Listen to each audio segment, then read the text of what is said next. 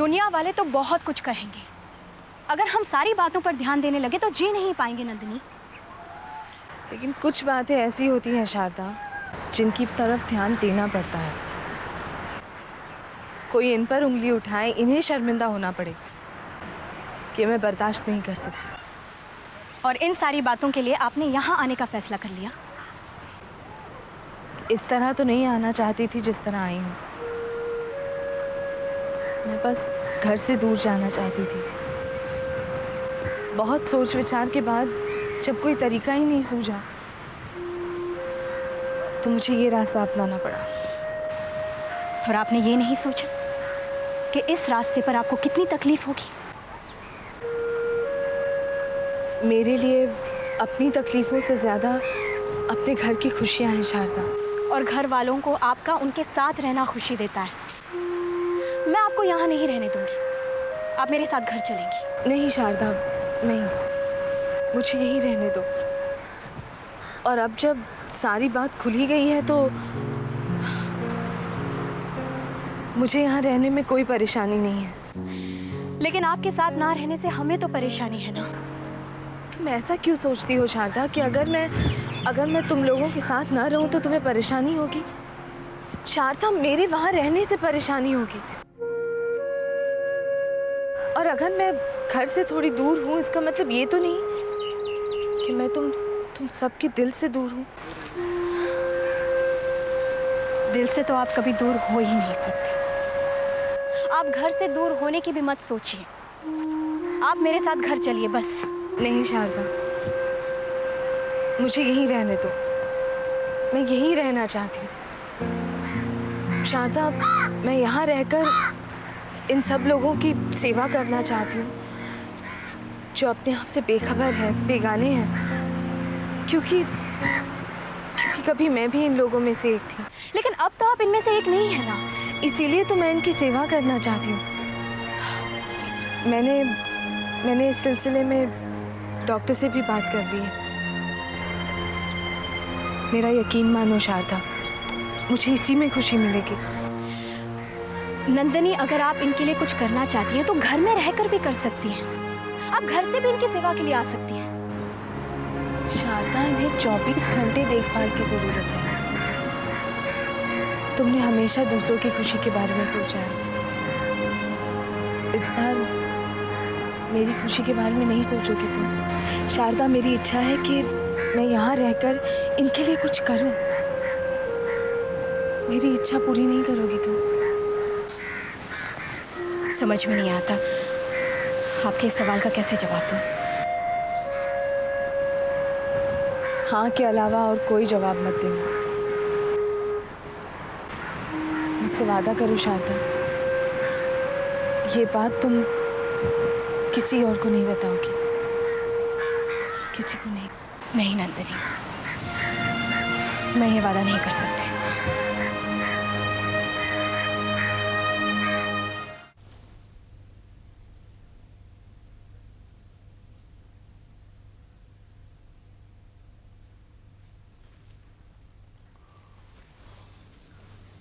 श्याम, मैं जानती हूँ हम एक दूसरे के लिए अजनबी हैं, लेकिन इतने अजनबी भी नहीं है कि एक दूसरे से बात ही ना कर सके। तुमसे करने के लिए कोई बात नहीं है मेरे पास। करने के लिए बात नहीं है या बात करने का मन नहीं कर रहा है? तुम जो चाहे समझ सकती हो। मैं जब से जेल से वापस आई हूँ तुमने मुझसे बात ही करना छोड़ दिया है। बहुत बात मैं तुमसे पहले भी नहीं किया करता था रत्ना। लेकिन फिर भी हमारे बीच एक रिश्ता तो था। रिश्ता? इस लफ्ज के मायने जानती हो तुम? पहले नहीं जानती थी, लेकिन अब जान गई हूँ। कोई फायदा नहीं अब। तुम्हारे और मेरे दोनों के लिए ये लफ्ज अपने मायने खो चुका है। श्याम, ऐसा तुम्हें लगता है? मुझे लगता है कि हम दोनों के बीच रिश्ता भले ही न रहा हो, लेकिन एक नफरत का रिश्ता तो था। और शाम, जोड़ने के लिए तो सिर्फ एक डोर की जरूरत होती है। और स्याह हो या सफेद, इससे क्या फर्क पड़ता है?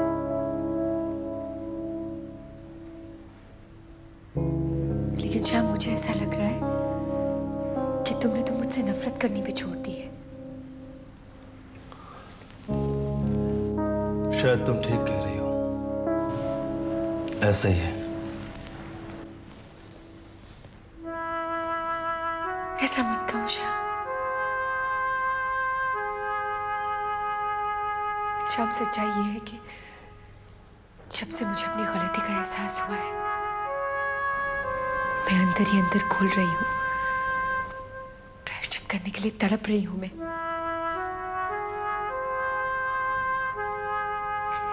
लेकिन ये बात मैं किसी से कह नहीं सकती। मैं किसी को भी ये बात जता नहीं सकती, क्योंकि मैंने गलतियां ही इतनी की हैं कि मेरा सच भी अब तुम्हें झूठी लगेगा।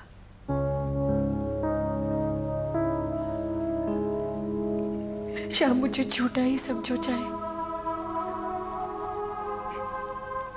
मेरा दिल चाहता है कि मैं सचमुच तुमसे माफी मांग रही हूँ शाम। मुझे माफ कर दो प्लीज। तुम्हारे गुनाह माफी के लायक नहीं रत्ना।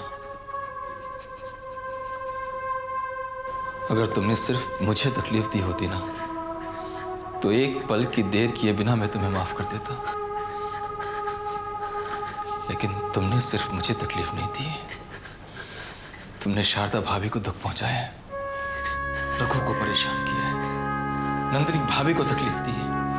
अरे और तो और सागर तक को नहीं छोड़ा है तुमने।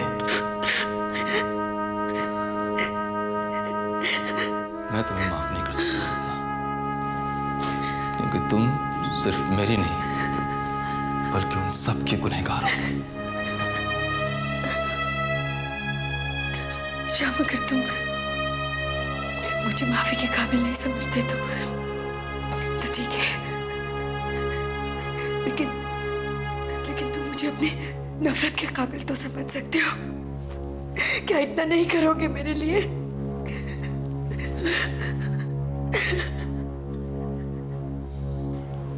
शायद ये भी मुमकिन नहीं है।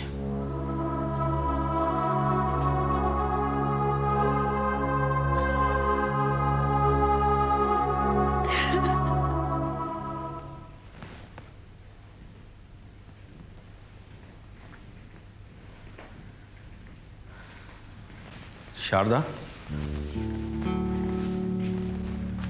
आ गई तुम? हाँ। बड़ी देर कर दी, कहाँ गई थी तुम? नंदिनी से मिलने गई थी। शारदा, अगर नंदिनी से मिलने जाना था तो मुझे बता देती, मैं भी साथ में चल पड़ता।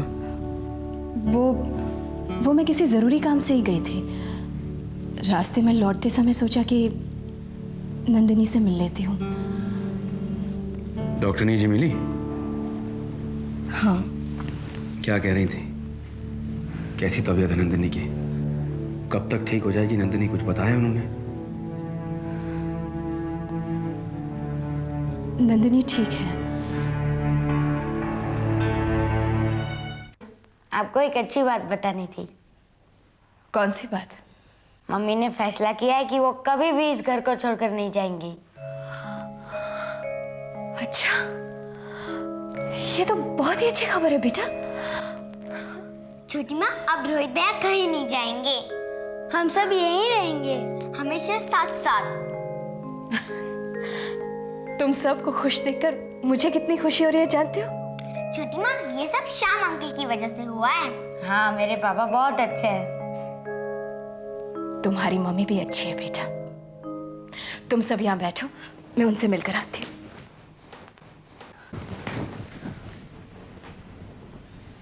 रत्ना,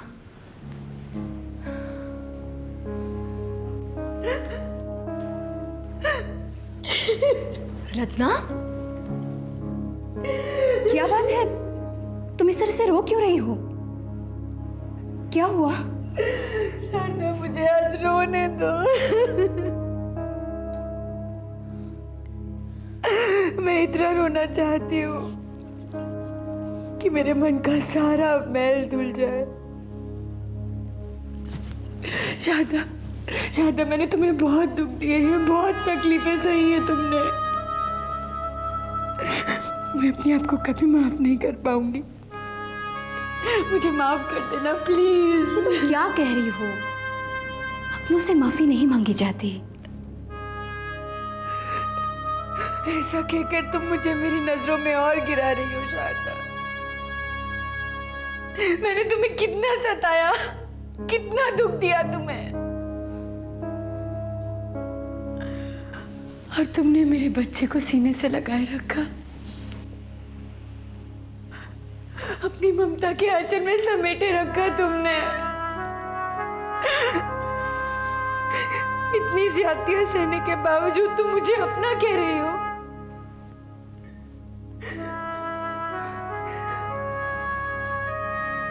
रत्ना, अपनों के लिए ही तो अपना शब्द बना है।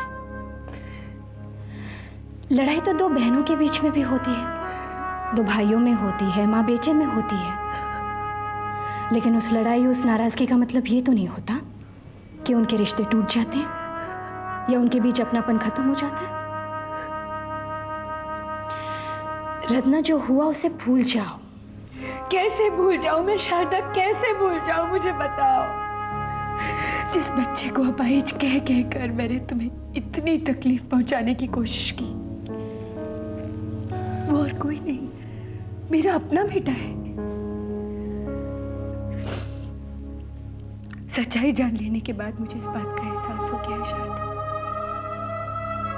मैं अगर 7 जन्म भी चाहूं तो मैं तुम्हारा एहसान नहीं चुका सकती। तुमने सागर को अपना समझ के पाला है। ऐसा क्यों कह रही हो? सागर मेरा ही बेटा है। जब माँ अपने बच्चे को पालती है, उसे शिक्षा देती है, तो क्या उस पर एहसान करती है? बिल्कुल नहीं। रत्ना, ना तो मैंने तुम पर कोई एहसान किया है और ना ही सागर पर। शारदा, अगर तुम बुरा न मानो तो एक बात कहूं। कहो। शारदा, अगर तुम चाहो तो हम बच्चे दोबारा बदल सकते हैं। तुम अपना रोहित ले लो और मुझे मेरा सागर दे दो। रत्ना, मुझे लग रहा है कि तुम फिर से वही गलती कर रही हो जो तुम आज तक करती आ रही थी। कौन सी गलती? कल तक तुम सागर को मेरा बेटा समझती थी और रोहित को अपना, और आज तुम रोहित को मेरा बेटा समझती हो और सागर को अपना। रत्ना, ऐसा नहीं है। मैं सागर से भी उतना ही प्यार करती हूँ जितना कि रोहित से। दोनों मेरे ही बेटे हैं, बिल्कुल वैसे जैसे कि दोनों तुम्हारे। बोलो, क्या ऐसा नहीं है? है तो। अगर ऐसा है तो दोबारा बच्चे बदलने का सवाल ही नहीं उठता। रत्ना, तुम ये सब भूल जाओ, मत सोचो इसके बारे में। ये सोचो कि हम दोनों मिलकर किस तरह से सागर और रोहित को अच्छे इंसान बना सकते हैं।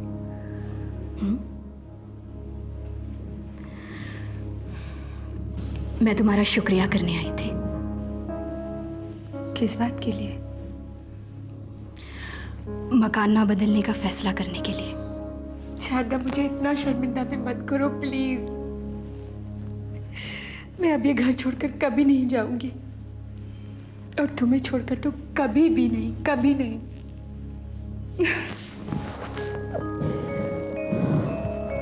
जब रत्ना ने तुमसे माफी मांग ली थी शाम, तो तुम्हें उसे माफ कर देना चाहिए था। नहीं रघु, मैं रत्ना की गलतियों के लिए उसे चाहकर भी माफ नहीं कर सकता हूं, कभी नहीं। जब उसे अपनी गलतियों का एहसास हो गया है, तो तुम उसे सुधरने का मौका क्यों नहीं दे रहे हो? मैं कहां मना कर रहा हूं, कहां रोक रहा हूं उसे सुधरने के लिए। लेकिन नहीं रघु, मैं उसे माफ कर भी देता, लेकिन मेरा उसकी इजाजत बिल्कुल नहीं दे रहा है।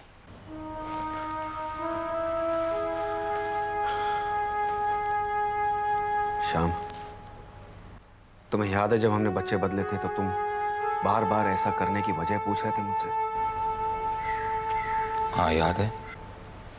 उस समय तो मुझे वजह समझ में नहीं आई थी, लेकिन आज मुझे ऐसा लग रहा है कि अगर हमने उस वक्त बच्चे ना बदले होते तो आज रत्ना नहीं बदलती।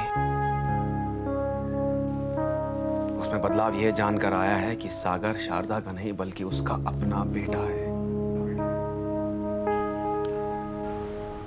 रत्ना को बदलने के लिए शायद भगवान ने उस समय मेरे मन में बच्चे बदलने का ख्याल पैदा कर दिया था। श्याम, हमने बच्चे बदले और सच्चाई जानकर रत्ना बदल गई। अब तुम्हें उससे कोई शिकायत, कोई गिला शिकवा नहीं होना चाहिए। श्याम, जाओ उसके पास, जाओ और उसे माफ कर दो।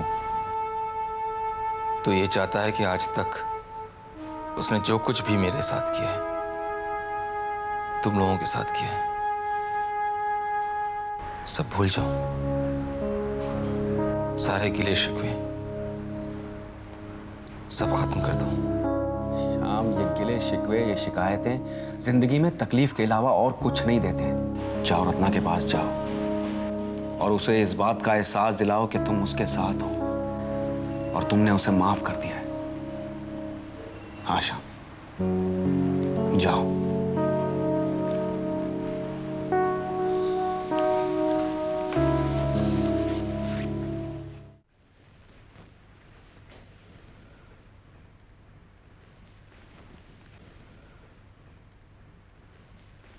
शारदा,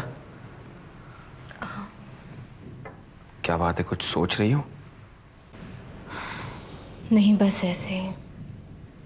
कहिए। शारदा, जब से श्याम ने रत्ना को सच्चाई बताई है, रत्ना में अचानक बहुत बदलाव आ गया है। उसने अपनी गलतियों के लिए श्याम से माफी मांगी तो श्याम ने उसे माफ करने की बजाय उसे 2-4 और सुना दिया। अब अगर कोई सुधर रहा हो तो उसे सुधरने का मौका देना चाहिए शारदा, है ना? हाँ, वो तो है। क्या बात है शारदा, जब से तुम नंदिनी से मिलके आई हो बहुत खोई खोई लग रही हो। कहीं ऐसा तो नहीं कि तुम मुझसे कुछ छुपा रही हो? आज तक मैंने आपसे कुछ छुपाया है? तो फिर क्या बात है शारदा, बताओ। रघु, नंदिनी पागल नहीं है। क्या? नंदिनी पागल नहीं है? नहीं रघु, वो बिल्कुल ठीक है। पागल होने का नाटक कर रही है। लेकिन क्यों? क्योंकि वो इस घर से दूर जाना चाहती थी। लेकिन वो इस घर से दूर क्यों जाना चाहती थी शारदा? क्योंकि उन्हें ऐसा लगता है कि उनके यहाँ होने की वजह से आपको अजय की बातें सुननी पड़ी। वो नहीं चाहती कि कोई आप पर उंगली उठाए, आपसे ये कहे कि आपकी 2 बेबियां हैं। उसका सोचना गलत है। उन लोगों की वजह से अपने आप को इस तरह तकलीफ देने की क्या जरूरत है उसे? हमें उसे तुरंत घर वापस ले आना चाहिए शारदा। रत्ना आंटी, छोटी माँ कहाँ है? तुम्हारी छोटी माँ और बाबा तो अजाइलम गए हैं, कुछ काम था? हाँ, वो आज मेरा एग्जाम था ना, इसलिए पूछ रही हूँ।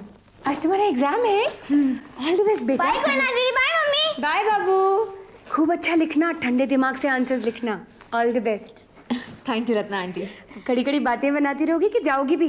अरे 10-15 मिनट पहले पहुंचना चाहिए। जाओ जाओ जाओ। या bye. All the best. Bye, thank you. दीदी। चलो बेटा, आपका भी हो गया, बैग उठाओ। Come on come on come on come on. Bye mummy. Bye. चलो सागर, स्कूल बस निकल जाएगी। चलो चलो चलो चलो चलो।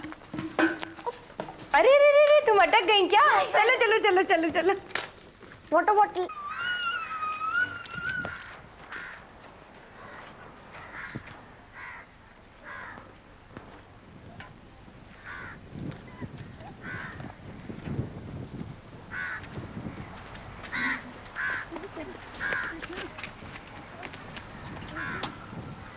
नंदिनी,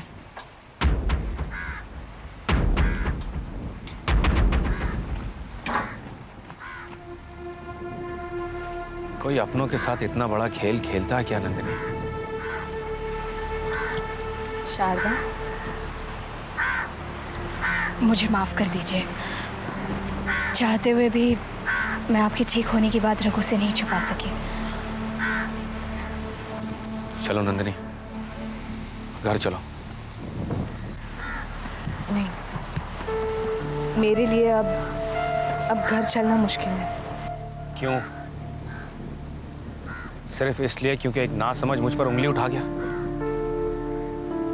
लोगों की बातों के बारे में सोचकर तुम अपने आप को दुख दे रही हो नंदिनी, और अपने साथ जुड़े उन सब लोगों को भी। शायद ये दुख सहना पड़ेगा, लेकिन जब हम उस दुख से छुटकारा पा सकते हैं तो हम उसे क्यों सहें?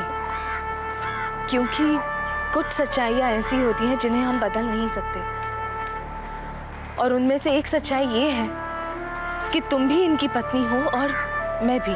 तो उससे क्या फर्क पड़ता नंदिनी? फर्क पड़ता है। आपको फर्क नहीं पड़ता, शारदा को फर्क नहीं पड़ता, मुझे फर्क नहीं पड़ता, लेकिन समाज को फर्क पड़ता है, क्योंकि ये संबंध चाहे जिन कारणों की वजह से हो, ये समाज की मर्यादाओं के खिलाफ है। मैं समाज की परवाह नहीं करता। लोगों को कहने दो जो वो कहना चाहते हैं। तुम बस घर चलो।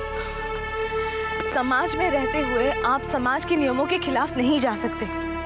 कल को हमें कोयना की शादी करनी है, प्रिया की शादी करनी है, नेहा की शादी करनी है, किस किस को समझाएंगे हम? जो भी लोग रिश्ता लेके आएंगे वो तो यही कहेंगे ना कि लड़की की दो माएं हैं। देखिए, अगर समाज में बात को बिगाड़ने वाले लोग हैं तो उसे समझने वाले लोग भी हैं। हाँ, लेकिन बहुत कम है। मैं तुम्हारी दलीलें नहीं सुनना चाहता नंदिनी, बस तुम मेरे साथ घर चलो। आप जिद मत कीजिए, मुझे आप लोगों की चाहत का एहसास है, लेकिन चाहत में इतना अंधा भी नहीं होना चाहिए कि सच्चाई दिखाई ही न दे। और सच्चाई ये है कि मैं यहाँ बहुत खुश हूँ। सुनिए, आपको मेरी कसम, आप जिद मत कीजिए, मुझे घर ले जाने की जिद मत कीजिए आप। नंदिनी मैडम, आपको डॉक्टर साहब बुला रही। आ रही हूँ। जी अच्छा। बच्चों को मेरा प्यार देना।